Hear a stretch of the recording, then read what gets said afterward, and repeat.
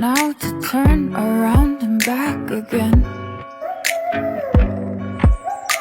I made my bed and now I lay my head in it.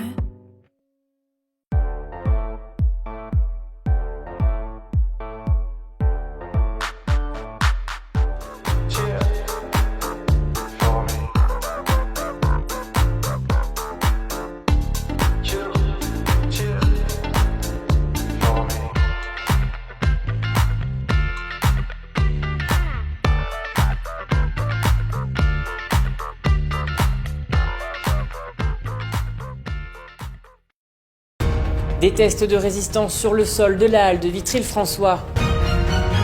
Un escape game s'est tenu à Joinville ce vendredi.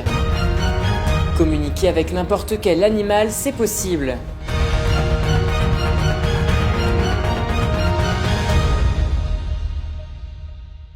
Bonsoir à tous, bienvenue dans votre journal du mardi 30 mars 2021. Et depuis hier, des techniciens mènent une série de tests pour évaluer la résistance du sol de la place de la Halle à Vitry-le-François. Une citerne d'eau de type réserve incendie a donc été installée. La pression maximale imposée est de 750 kg par mètre carré. L'objectif est de voir comment le comportement du sol réagit face à cette pression, puisque la ville a pour ambition de mener un futur projet de fermeture de l'édifice avec des baies vitrées. Écoutez. La ville a validé un projet de fermeture de la halle, alors pas fermeture au public, fermeture au vent et tout ça, donc par des baies vitrées entre chacune des poutres descendantes pour protéger pendant l'hiver, surtout du froid et tout ça, et que ça soit un lieu beaucoup plus agréable à vivre, notamment pendant les marchés. Là, pour s'assurer de la stabilité, il faut savoir que la halle et sur un sous-sol quasiment total. Donc dessous, il y a des charpentes métalliques et des charpentes béton. Et donc le but du test, c'est de mesurer plutôt la déformation de la dalle vue du sous-sol. Le premier test qui a eu lieu hier donne des résultats positifs, donc ça passerait. Maintenant, on va attaquer le deuxième test qui est derrière moi, où on va recharger une piscine d'eau, et en espérant qu'il soit aussi bon, et auquel cas on sera apte à pouvoir accueillir une certaine charge au moment des marchés et puis d'autres activités peut-être qui seront amenées à être faites sous la halle. Et merci à Théo Raguin pour les images. L'association Nouvelle Équation de Joinville a mis en place un escape game itinérant destiné aux jeunes de 16 à 29 ans, une activité principalement dédiée aux jeunes sans emploi et inconnus des services d'accompagnement vers l'emploi ou la formation.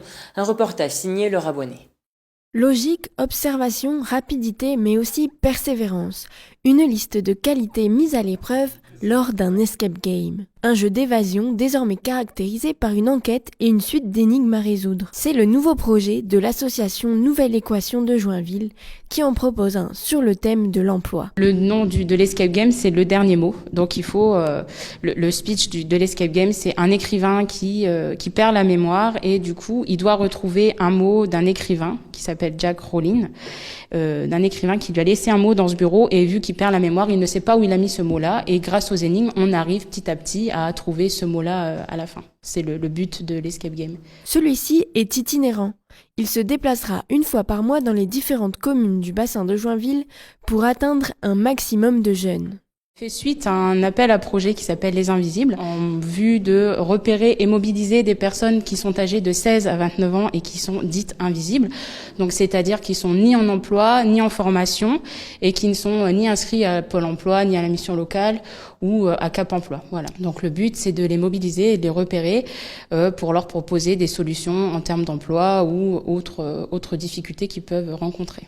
Romain Morbin est justement venu tester cette animation en vue de la proposer à la mission locale de Saint-Dizier. Très intéressant, c'était faut bien chercher, voilà, si on aime vraiment tout ce type de jeu, ce genre de jeu, c'est pas d'un niveau hyper compliqué, mais voilà, faut aimer fouiller. Moi j'avais peur de pas réussir au début parce que du coup c'est vrai que si on passe à côté d'un indice, on peut ne pas réussir, mais c'est adapté vraiment pour tous. D'une durée moyenne de 40 minutes, l'inscription peut se faire seule ou en équipe. Avis aux amateurs. Et poursuivons avec le chiffre du jour qui s'élève à 140 000 €. Cette somme est réservée exclusivement au département de la Meuse et sera versée aux associations d'aide alimentaire, les producteurs ou encore collectivités pour une alimentation locale, saine et solidaire.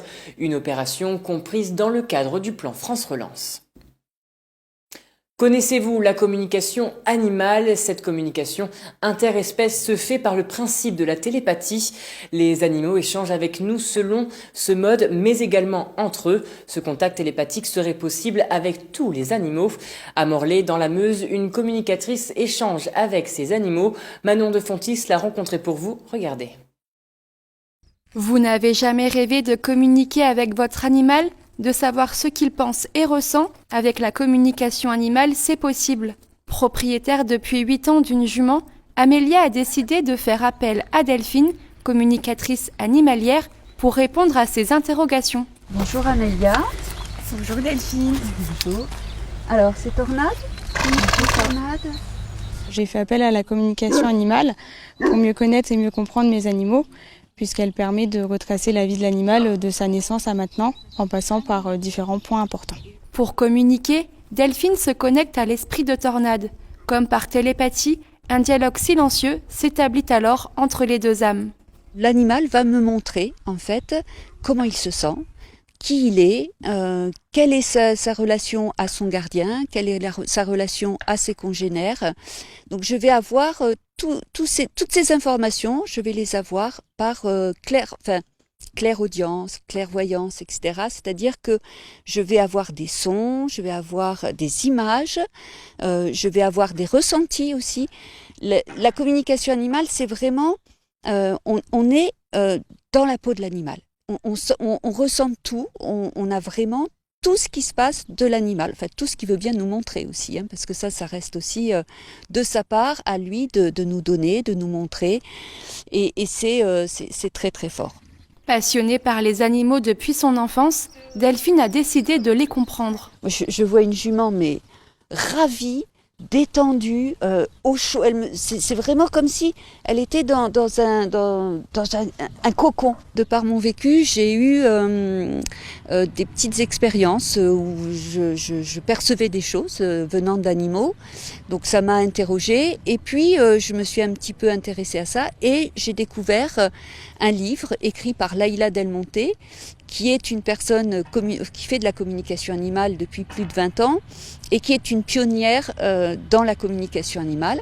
Donc j'ai lu son livre et j'ai été énormément touchée et du coup j'ai décidé de faire la formation avec elle. Cette faculté d'entrer en contact avec les animaux, Delphine affirme que nous l'aurions tous en nous et qu'il suffirait d'apprendre à l'utiliser. Ce serait alors une formidable ouverture de l'homme sur le monde animal. C'est la fin de cette édition. Merci à tous de l'avoir suivi. Dans un instant, vos prévisions météo de demain. Très belle soirée à vous. Toute l'actualité qui vous concerne, à voir et ou à revoir, dès maintenant sur puissancetélévision.fr et sur notre application mobile.